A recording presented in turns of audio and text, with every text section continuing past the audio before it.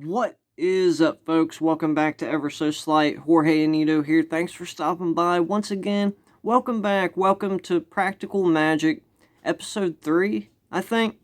Anyway, yeah, I call this the switching hour. Been working on it for the better part of a half a year. Thought I would share it around Halloween. It's a fun little two-phase transpo with or without the 2-card Vanish at the end. It's up to you. You really don't have to do that, but yeah, it's a lot of fun. And yeah, without further ado, let's get into it. So this is completely impromptu. There's no setup. In fact, these are my favorite type of tricks where there are no setup at all. It could be a borrowed deck, shuffled, spectator can do what they want, examine it, you could proceed and just get right into it. And these type of tricks, even if there is a setup, it's impromptu. Not with this one, however. But anyway, so happy Halloween. Let me go ahead and say that. And just a fun fact, my favorite horror film of all time, an instant classic, modern classic, a recent one, actually, believe it or not, that is Hereditary. Yeah, it came out a few years back, I want to say 2017. Director Ari Aster would go on to direct his second film, Midsummer, but it is no Hereditary. There's nothing like that film. It's so intense. My favorite horror film of all time. So I figured I'd share that with you since Halloween's approaching. So anyway, you just take a deck, shuffle, it doesn't matter, it's impromptu, and you're going to go into a hand-to-hand spread. You can have the spectator call out stop wherever they want, and wherever they do, you're just going to you're going to break the spread and show them where they said stop at. In this case, the 2 of clubs. Now, the 2 of clubs is only being held on by my middle finger. Doesn't really matter, because what you're going to do when you break the spread and show, you're going to do a half wrist kill, and you're going to catch a break under the top card of this packet over here.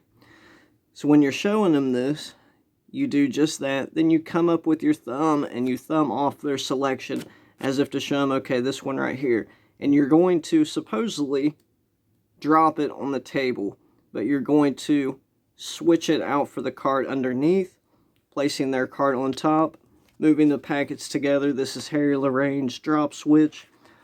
So in real time, it flies really well, right? And the card is controlled to the top. Now from here, and you want this card to kind of be straight onward, because whenever you do this first muck, you're going to need it to be just this way. You go into another, just a short spread, because yeah, that's just what I usually do, right? And I'll just take out a card, and I'm going to do my response to Lennart Green's Windmill move. So I show the card, but I pop up another card, I swing it around and place it flush, go into an immediate Stuart Gordon to show that, yep, this is the same card.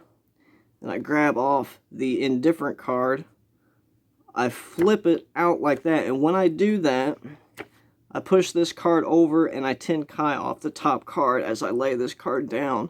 And I immediately go into the flush muck, which is essentially a switch and also a double lift on the table, right? So you're going to come at it just like this. In the action of picking up that card, you're scooping up the indifferent card with this selection. And from here you grab the double, and you could kind of hold your finger in place to kind of help you scoop up this other card, just so you could clip it ever so slightly with the thumb, bring it to the deck, turn over that selection. I like to do this paintbrush switch, right, where I kind of do this in the action of just placing this card now on the table, which is now the indifferent card. Go into a Stuart Gordon, show the jack. You place the jack, which is actually the queen, in the middle of the deck. And when I kick this card over, and I do this to kind of give it a visual, but also so I can cover me pushing over this other card and getting it into 10 Kai, right? So at this point, I'm going to do the kill switch by Madison. So you come in, and once you get about halfway under the card, you're going to go into the lift, and these cards are going to come up into a point like so. So let's do it from the side here. You're going to 10 Kai the new card and drop the palmed selection flat on the table. From here, I just come over and I just place this card on top as I turn the deck around, take the card out, and then you could go into the vanishes, or you don't have to. At this point, the trick can be done. Two transpos happened. That's it. If you do want to do the vanishes, however, I like to do what I call the Manhattan Vanish, which is just my take on Chris Brown's Dr. Manhattan color change. Essentially, you just take the one card, I give it one flick, and then on the second, I palm it into a gambler's cop, except longitudinal, which I think they call this a calm. It's not hard to do at all, right?